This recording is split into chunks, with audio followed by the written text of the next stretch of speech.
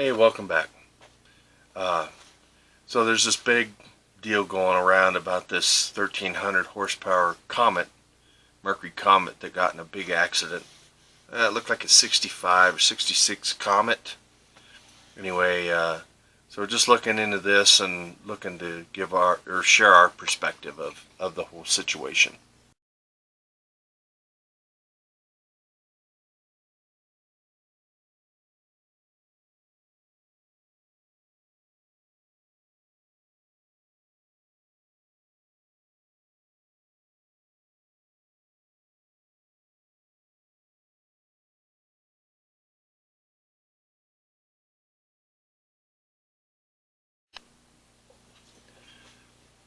Alright, so my perspective on this is um, I don't really want to go banging on this guy that owns the comet.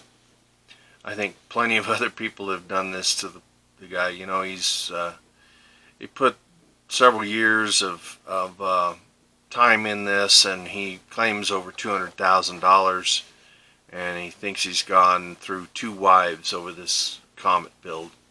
So I'm not necessarily wanting to, beat on this guy anymore, because I think he's gotten quite a bit of it over the past several months. Now, keep in mind this accident happened in December, so it was still, it's still fairly reasonably warm in California. And Autopia LA, Autotopia LA is the website from the passenger's perspective, which he did a really good insight on everything that happened. And I just wanted to kind of embark on another side of this whole thing that I'm looking at. So, he did say that he thought he should have put bigger brakes on this car and things like that. And he probably wishes he would have done that, of course. But here's my perspective on the part that I'm more concerned about. Accidents happen on cars. The one thing that we do when we build these cars is, we get pretty giddy. We want to get them on the road. We want to check them out. We want to feel the power. We want to appreciate everything that we've done, for the months or years or whatever it is that we've worked on a particular vehicle. Myself, I include in the same thing. When I built my Mustang, it was the same thing. I've got a Ranchero that I'm going to work on. I've got another 57 Ford that I'm probably going to put in the mix. It's just a matter of trying to get all the technology put into these vehicles to, get them on the road and get them on there safely. That's basically what we want to do. But what I want to do is talk about a little bit more of the consequences of this type of action. Not necessarily with the people involved or the guy that got hit. Of course, that's kind of a bad deal, but he wasn't hurt. But what I want to talk about is kind of the government's intervention in this kind of stuff. I don't know how common it is for government to try and stick their nose in these problems, but what I want to do is I want to look at this as kind of not necessarily a selling point or a bid against the government, but back in the 60s and 70s, we used to have brake-in light sticker inspections. You bring your car into a shop that was certified or whatever it was. They would do check all your lights, check your brakes. They'd even check over a few other things, and they would certify a little stamp they'd put on your windshield. They'd snub out whatever month it was and what year, and away you go. Which I think is a good thing. I think that was kind of, I think it was overused in some areas, or I wouldn't say overused, but abused might be the more lucrative term, because the fact that, if you knew somebody in one of these shops and you didn't have, car was pretty beat up, you could pay somebody and they'd flag it as okay, and then the way you go down the road. It kind of opens up that whole idea for corruption. I don't know that that would happen, but I'm just saying, that's kind of what it does. It kind of opens that doorway up.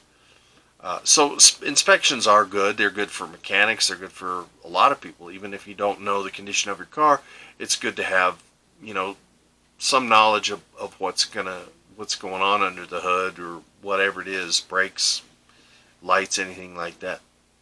But my whole thought process was about, the government coming in and trying to stop us from building these cars, trying to, stop these builds where we're talking 1,300 horsepower, okay, and then we're talking about brakes that are insufficient. We're talking about all this kind of stuff that they're going to put a stop to, or they could potentially put a stop to it. I hate to think that they would go that far because, America's been full of freedoms for years and years. We've had the freedom to do just about anything we want to. And includes building cars or, building weird little contraptions or, just that's kind of the whole mantra of America. Just trying to, get this stuff out here and our imagination, our expressions and all this kind of stuff. And so what I worry about is that the government stepping in and saying, okay, you can't do this, you can't do that, you can't do this, whatever it may be, or you have to have these real stringent inspections, and then if it doesn't pass, you put $100,000 in your car and it's still not roadworthy. I guess that's a good thing, but at the same time, it's kind of pulling from us, kind of pulling the rug out from underneath us. And, it's taken our choices away. We've always had, America's always had freedom of choice, freedom to do what we wanted to do, freedom of speech, freedom, gun control, this kind of stuff. We've always had these freedoms. Take that away from us, I don't know that it's a good thing. I know we do need guidance. We all have guidance in our lives, just like pulling in a parking lot and you park between the lines. It's just the way we do things. You drive on the street in between the painted lines, red lights stop, green lights go. It's the same thing. We need these kind of direction. Do we need direction in cars, in building cars and things like that? You're going to have to decide that for yourself. My perspective is I'm kind of on the fence because I'm not so sure that overreach by the government is a good thing. Whether it be the state government, federal government, counties, cities, whatever it may be. The one example I'll tell you is that, we've had diesel trucks. That's a big thing. Diesel trucks with, stock 400 horsepower, 600 foot-pounds of torque, and you chip it, you do all this stuff to it, and now you've got 1,000 horsepower, 1,500 foot-pounds of torque, and you're belching smoke all over the place and all this kind of stuff. And then after a while, people have now gotten these city governments and county governments to be on their side with this, and they're starting to outlaw these belching smoky trucks, and they're starting to write tickets for it and things like that. And in some places I hear they're towing these trucks if they're too excessive, and they want them put through a shop and proven with receipts that it's been repaired, and then they'll release the vehicle back to the owner. I don't know how extreme that is, but I've heard of these situations happening. I don't know where they're happening, but like I say, that's kind of an overreach to me. But at the same time, you're sitting there on your, let's say, motorcycle, or you're in a convertible, or you're just driving with the windows down, and this truck drives by you and belches all this smoke at you, and it fills your car with all this basically black dirt, black dust. Even if you're a hot rodder, do you, thumbs up, or you do like, dude, come on, man, I've got my kids with me. Those kinds of things. But like I say, I think that's the thing that we've got to be cautious with government, getting wind of this kind of stuff. Because then all of a sudden it starts to become a problem. And now the government wants to be involved in all this kind of stuff. Now, like in Australia, you go to Mighty Car Mods, watch those guys, build cars, and then they have to take them down and have stringent inspections done on them for emissions and seat belts and brakes and all kinds of stuff.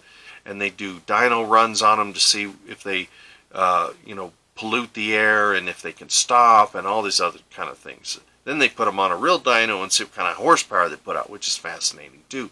But like I say, I think that's one thing we have to be careful with, is that some of this stuff is going to come out. It's going to become a problem. So I would say, my advice is always double check your scenarios, double check your vehicle. I mean, I understand the same thing. I built my Mustang and I went from drum brakes to disc, and I went from manual brakes to power assisted vacuum assisted power brakes, and the car stops wonderfully, and that's the kind of stuff we have to be careful with. If we were putting a blower on there and stuff like that, we need to understand what the whole idea of the blower, what it does. It doesn't just blow air, it actually sucks air too, so it can suck a lot of fuel and air mix down in there and do a lot of funky things, and then you lose your brakes or you lose control of the car. And that's the one thing that matters in this day and age, is where the rubber hits the road.